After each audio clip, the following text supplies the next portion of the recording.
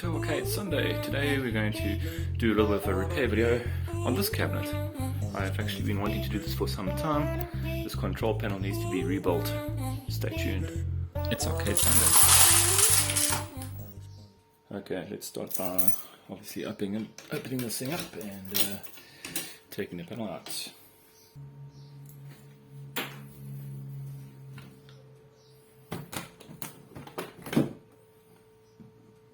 Okay, I'm going to start taking the wiring harness off and pull it out of the machine.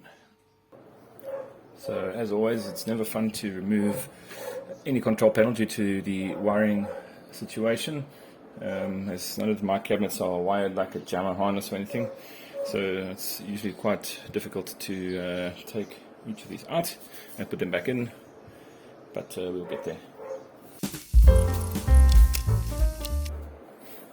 Okay, so I think at this point I'm going to take some pictures of this Arduino and see where some of the cables plug in, so I can just plug them back in place. And that's the whole control panel out. So let's go to see to rebuild this thing. There's many reasons for the rebuild. One of them has been the spinner control. I feel I can make this control a bit smoother using a similar kind of setup here. I've got another video of how I designed and built this quality spinner that I used to play Arkanoid with. The other reason that's maybe not obvious on video, this control panel is slowly being eaten by borer. Because we live on the coast, there's a large influx of borer around the time of summertime, which is now, and the borer like to come out and eat wood, so I don't want it to eat my cabinet. At the moment it's just in this control panel, so I hope to just literally replace this and avoid the borer. Okay, so on further inspection I've actually found more evidence of borer. They've actually started to eat the cabinet as well, over here and over here and over here. Don't know where else I'm going to carry on looking, but basically what I'm going to do, I'm going to use a product called cypermethrin. It's very, very poisonous. It's for all these kind of creatures, get rid of them. But basically what I do, borer anyway, the trick that I learned, you use a syringe, you basically inject some of the stuff down these digging holes. So basically it'll flush them out or kill them, or kill the larva or whatever's there. Hopefully that works. I've done it before, just never got into the actual wood of the cabinet, unfortunately. That's quite bad, but yeah, let's see what we can do. I'm sure I'll be able to rescue this machine. Right, so here we are on the bench. I'm going to just take some last footage of this, some last photographs, and then start disassembling it.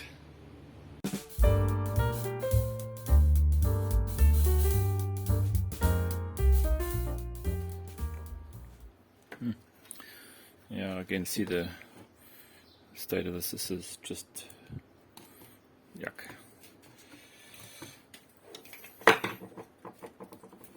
Oh yeah, don't lose this little C-clip here. You'll be able to put the joystick back together without it.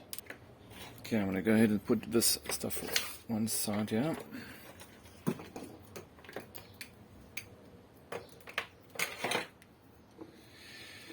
Okay, now the part I worry about the most, honestly, is actually this contraption here to hold the mouse in place.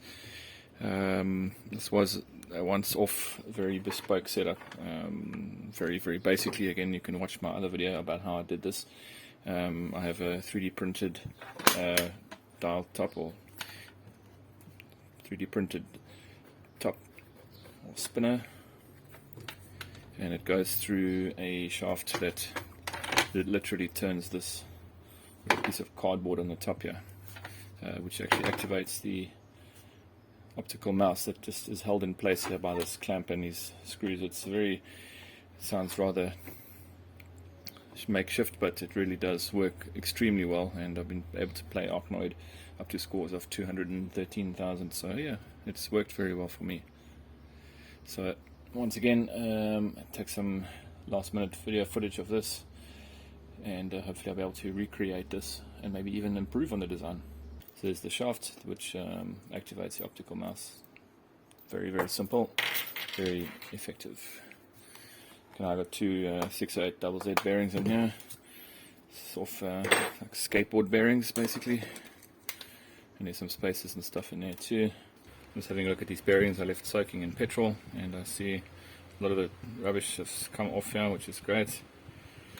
So yeah, I probably did clean it up pretty well. I'm just going to just dry them out a bit, get the petrol out of them, see how they spin or if they don't spin anymore.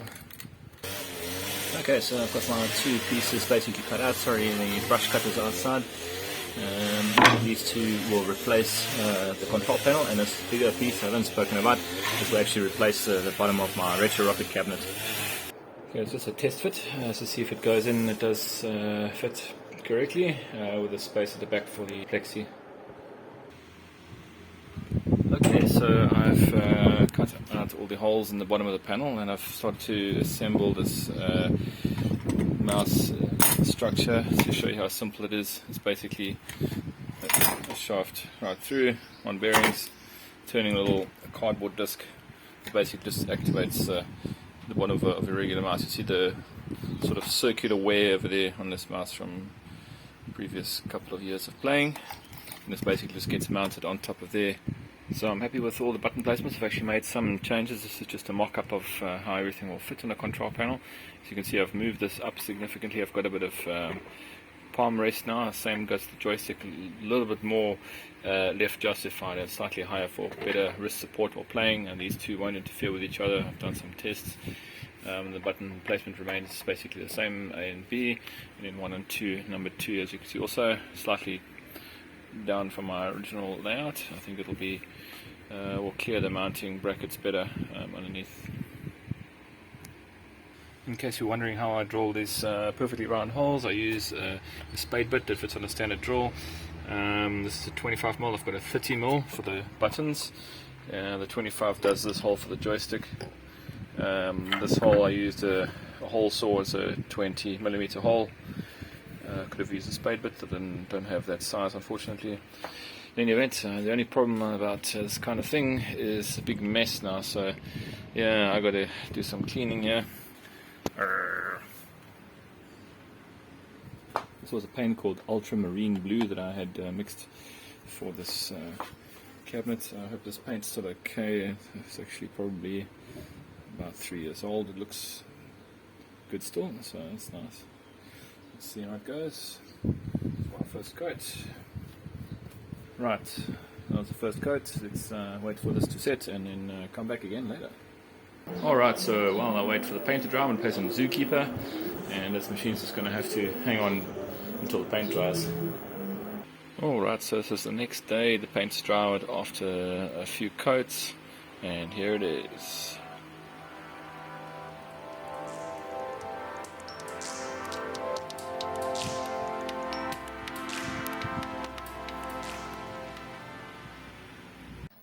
Right, so this is actually Arcade Sunday. This is actually the time I launch my new videos. It's actually almost exactly the right time. However, I didn't expect this to be up and running by tonight, so I'm quite happy about that. Very basically the same kind of layout I had before. These buttons are spaced better.